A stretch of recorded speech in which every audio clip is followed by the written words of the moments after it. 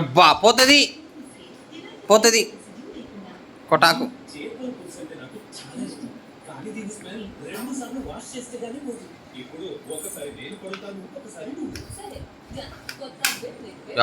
పోతుంది కొటాకు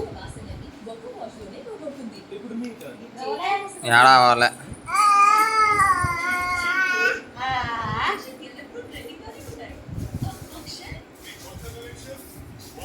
మోక్షిత